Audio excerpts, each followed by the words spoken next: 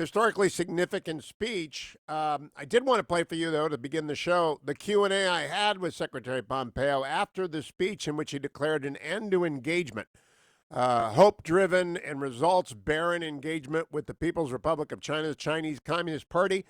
As soon as the speech was done, I stood up, went onto the stage, sat down, and began this conversation with Mike Pompeo. I'm Hugh Hewitt, the president of the library, and Secretary Pompeo graciously invited some questions as I was listening. Thank you for joining us, Mr. Secretary, at the Nixon Library. My first question has to do with the context of the president's visit in 1972.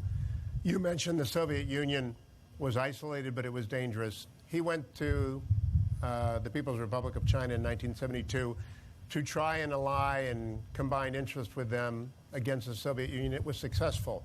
Does Russia present an opportunity now to the United States to coax them into the battle, to be relentlessly candid about the Chinese Communist Party? So I do think there's that opportunity. That opportunity is born of the relationship, the natural relationship between Russia and China. And we can do something as well. There are places where we need to work with Russia. Today, or tomorrow, I guess it is, our teams will be on the ground with the Russians working on a strategic dialogue to hopefully create the next generation of arms control agreements like Reagan did. It's in our interest. It's in Russia's interest. We've asked the Chinese to participate. They've declined to date. We hope they'll change their mind.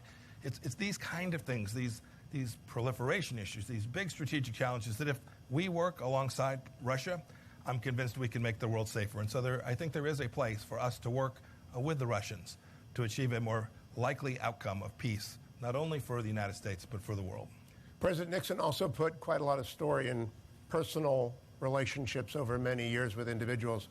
That can lead wrong. President Bush famously misjudged Vladimir Putin and said so afterwards. You have met President Xi often. Is the General Secretary of the Chinese Communist Party someone with whom we can deal on a transparent and reliable basis, in your opinion, based on your personal diplomacy with him? So the meetings that I've had and the meeting that the president we've had, they've been good, frank conversations. He is the most powerful leader of China since Mao. He has also, in many ways, deinstitutionalized the Chinese Communist Party, thus giving him even more capacity and more power.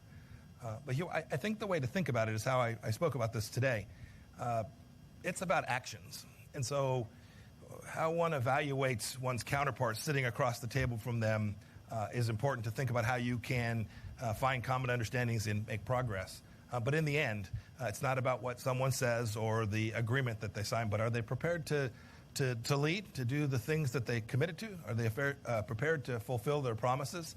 And we've watched this China walk away for their promises to the world on Hong Kong. We watched their General Secretary Xi promised President Obama in the Rose Garden in 2015 that he wouldn't militarize the South China Sea. Google the South China Sea and arms. You'll see another promise broken. So in the end, from my perspective, it's much more important to watch how leaders behave and how they lead than what it is you think when you have a chance to talk to them on the phone or meet them in person. Mr. Secretary, you said this is not containment. I heard that very clearly.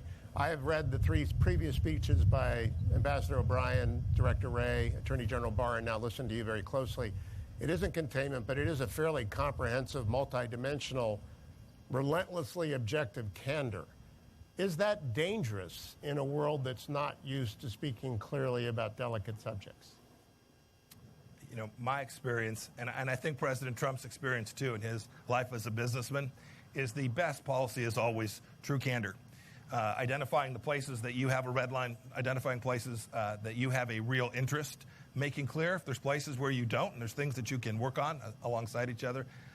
I think the real danger comes from misunderstandings and miscommunication and the failure to be honest about the things that matter to you, because others will move into that space and then conflict arises. I think the world is a heck of a lot safer when you have leaders who are prepared to be honest about the things that matter and prepared to talk about the things their nation is prepared to do to secure those interests.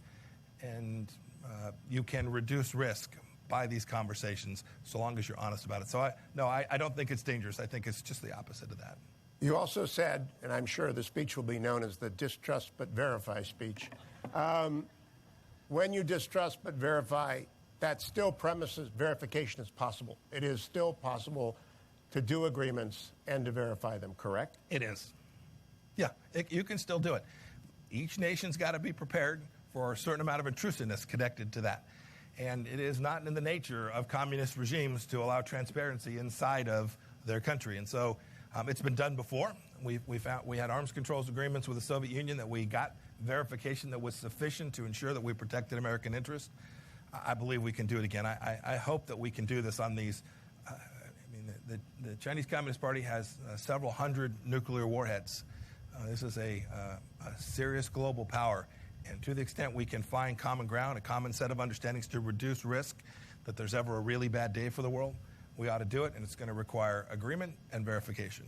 Ambassador Richard Haass, who is now chairman of the Council on Foreign Relations, said very recently, it may have been yesterday, it might have been this morning, I saw it this morning preparing, quote, Secretary Pompeo doesn't speak of China, but of the Chinese Communist Party if there is a China, as if there were a China apart from the party.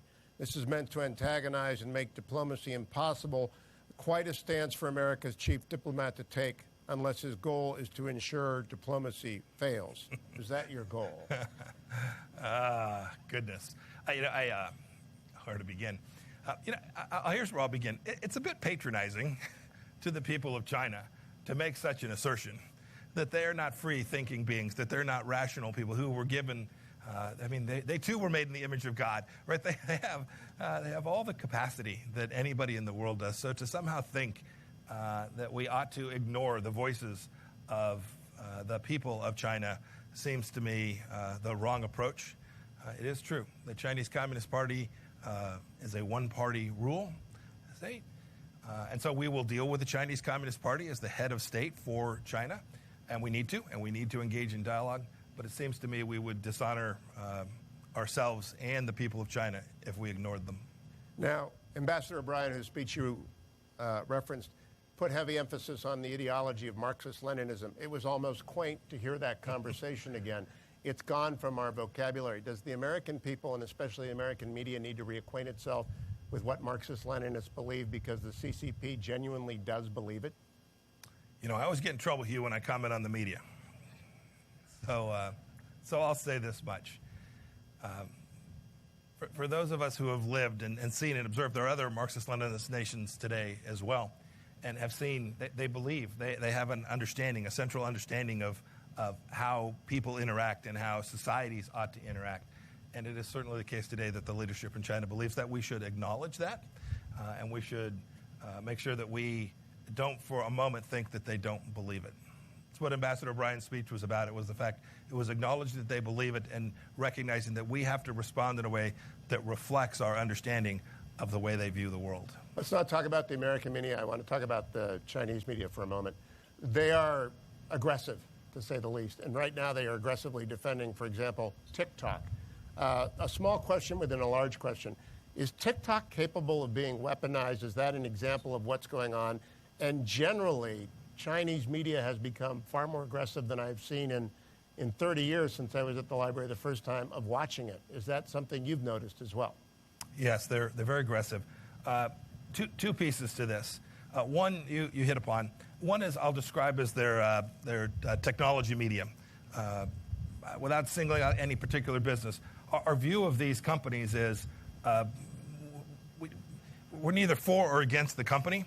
We're about making sure that we protect the information that belongs to each of you, your health records, your face, if it's a facial recognition software, your address, all the things that you carry that you want to make sure the Chinese Communist Party doesn't have. We have a responsibility to make sure that the systems that you're using don't give them access to that. And so whether it's the efforts we made against Huawei or the work that we're doing on other software firms, the American task is to protect the American people and their information. The second piece of this has to do with their what I'll call the state-sponsored media of China and their disinformation. You should know, and this is where I am concerned about the American media too.